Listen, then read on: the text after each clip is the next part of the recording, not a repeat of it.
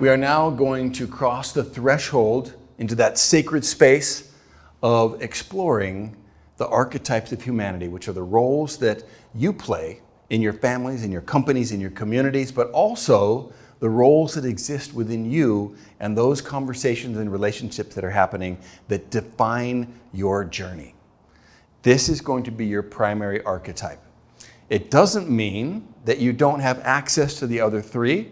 It doesn't mean that there's a best or a worst. It simply means that you've spent the majority of your time forming the habits, forming the patterns that have actually created a groove or an identity or personality, which is the role that you play in social situations.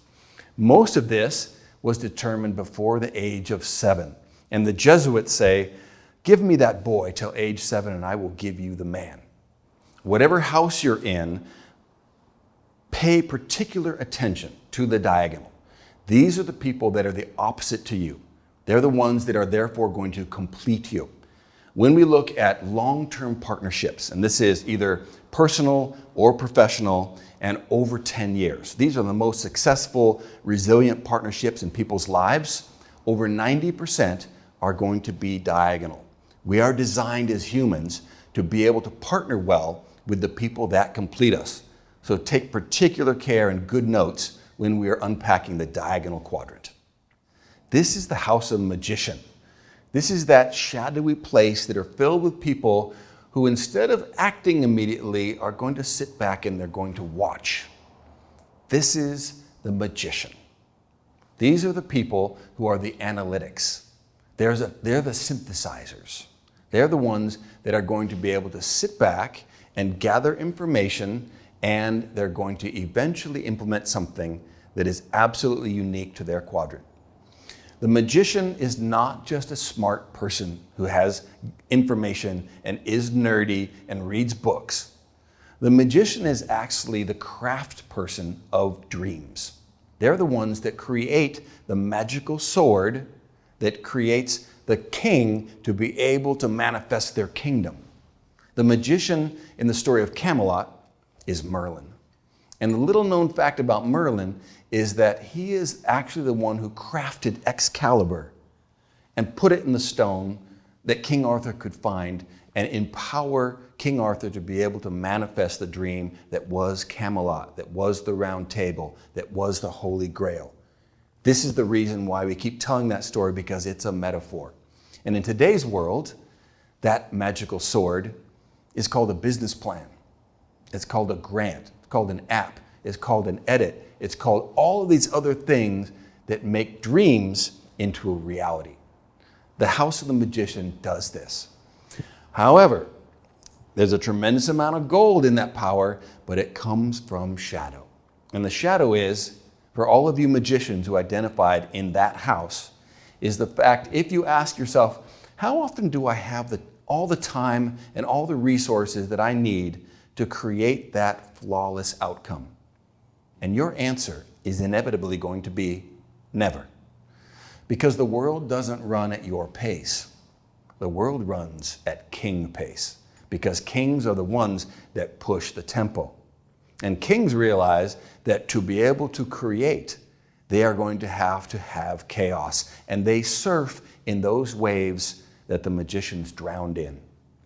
So the magician's shadow is that instead of drowning in waves of chaos and uncertainty and facing that imperfection, which is the monster that lives in the shadows, it's much easier to disengage, to isolate, and disappear. And so be mindful, magicians, when you find yourself taking all of your sword pieces, all of your genius, all of your perspective and wisdom off the table, just to make your life easier, you are crippling the kingdom. So stay engaged. And to do this, you're going to have to access your king. The house of the king, it begins and ends here. King of the four houses. So at some point, we all started as that petulant little high chair prince. And as we go through that cycle, which we call the hero's journey, we return back home again as kings who are powerful enough to create our kingdom that elevates and benefits everyone in it.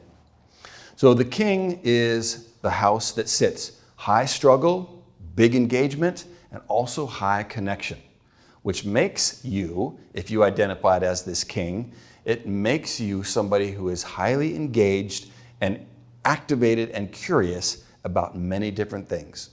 And you're probably one of those guys who wants to travel the world and wants to have a couple different side hustles at work, has got about 5 different books started, and squirrel, you find yourself getting distracted by the next shiny object. And the risk of this is the fact that when we start saying yes to too many things, our magical, divine, creative, synergizing energy becomes diffused. And so instead of being a fast river that's able to carve down through rocks, we become a lazy swamp. And that is the shadow of the king. Now the gold, when they're actually pushing, carving, and focused, is the king is the one that is able to bring innovation, change, transformation to the kingdom. And so holding that tension of, I need to be able to stay focused, but I need to be able to stay inspired, is going to be that endless challenge of the king. So the king greatly benefits from the ability to say no. You're going to have to kill 9 out of 10 of your projects so that that one of them actually happens. So to do this, you cannot push the world. It's too big. You cannot boil the ocean. You don't have the resources. But if you can take all of that power that you're bringing to the world and focus it on a singular object, now that one's going to move. And to do this, we use the metaphor of a magic sword. This is Excalibur to King Arthur. So this was, in the beginning of the story, a boy. He's a page. He has a dream of a round table, but he's not able to create it until he pulls Excalibur from the stone. That's the magical moment that he took all of that divine energy and inspiration and creativity and focused on a single project, which then transformed his life and everyone around him into Camelot. So the king has got to be able to partner, balance, engage with either their internal magician to be able to shore up all of their systems and their procedures, or partner with those other magicians. And the challenge for the kings is that a lot of times these vital people are living in the shadows and you don't give them time to speak. You overlook them or you just run past them. So be patient, kings. Find your magicians and do the work you have to do to be able to enable your own internal one.